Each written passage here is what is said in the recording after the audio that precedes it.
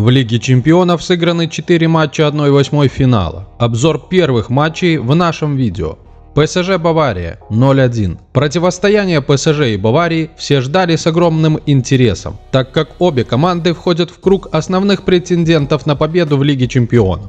Правда, французский клуб подходил к началу данного соперничества в довольно скверном состоянии, из-за чего мюнхенцы выбились в предстартовые фавориты пары. Команда Юлиана Нагельсмана подтвердила этот статус удачным выступлением на Парк де Пренс. С самого начала встречи футболисты Баварии показали, что они приехали в Париж играть с позиции силы. Гости владели подавляющим игровым преимуществом, которое в первом тайме им не удалось трансформировать в создание большого количества опасных моментов. А вот ПСЖ, на удивление, выбрал тактический план, свойственный андердогу, а не команде с обилием звезд в составе. Парижане оборонялись очень глубоко, но весьма организованно. При этом хозяева практически не контратаковали. В начале второго тайма Бавария все-таки организовала взятие ворот Доннаруммы усилиями Комана. После пропущенного мяча французскому клубу пришлось переходить к плану «Б» и радикально менять игровой стиль. Кристоф Галтье выпустил на замену вернувшегося в строй после травмы Мбаппе, и Килиан заметно усилил игру хозяев. Форвард парижан дважды поразил ворота Зоммера, но оба гола были по делу отменены из-за офсайдов. В концовке встречи ПСЖ удалось организовать полноценный натиск на ворота соперника. На последних минутах, благодаря удалению Павара, хозяева даже заработали численное преимущество. Однако избежать поражения команде Галтье не удалось. Парижане проиграли третий матч к ряду. Безусловно, в этом противостоянии для них еще ничего не потеряно. Но перед ответной игрой в Мюнхене Бавария, разумеется, стала более очевидным фаворитом пары. Милан-Тоттенхэм 1-0. Милан соскучился по плей-офф Лиги чемпионов.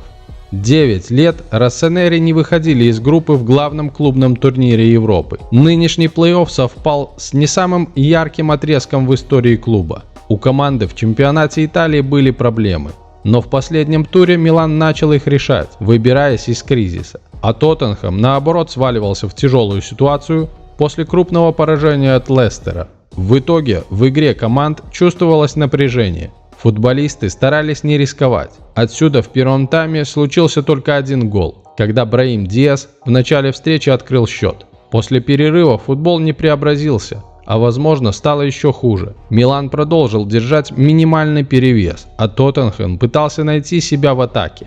У шпор ничего не получалось, не было ни одной ситуации, в которой они бы поставили хозяев в тупик, а Россонери имели возможность забить второй. Но Малик Тиаф промахнулся с хорошей позицией. Милан после длительного перерыва одержал победу в первом матче 1/8 финала. Была бы ответная встреча сразу через неделю, у итальянцев шансов на выход прибавилось. А так Тоттенхэм, возможно, успеет выбраться из кризиса к матчу в Лондоне. Боруссия Дортмунд-Челси 1-0. И Боруссия, и Челси имеют богатые истории выступлений в Еврокубках. И те, и другие выигрывали Лигу чемпионов, были постоянными участниками турнира. Но жеребьевка никогда не сводила их друг с другом. В нынешней Лиге чемпионов Боруссия и Челси встречались впервые в истории. В любой другой момент все бы считали Челси явным фаворитом пары. Но синие сейчас находились в таком состоянии, что у Боруссии был хороший шанс обеспечить себе задел для будущей победы. Много времени в первом тайме создали хозяева, но от гола были далеки. А Челси создал несколько опасных моментов, которые не реализовал Жоао Феликс. Во второй половине все пошло наоборот. Челси захватил инициативу, принялся создавать шансы. А забила Боруссия, когда Адееми убежал от Энцо Фернандеса с кепой, а потом хозяева засушили игру, чтобы не упустить желаемую победу. В Лондон Боруссия отправится с минимальным преимуществом. Но на Стэмфорд-Бридж дортмундцев ждет тяжелейшая игра. Она и на своем поле была примерно такой же. Брюгге-Бенфика 0-2. В первой игре 1/8 финала Лиги чемпионов Бенфика добыла комфортную победу на поле Брюгге. Не просто для орлов складывались первые минуты встречи в Бельгии.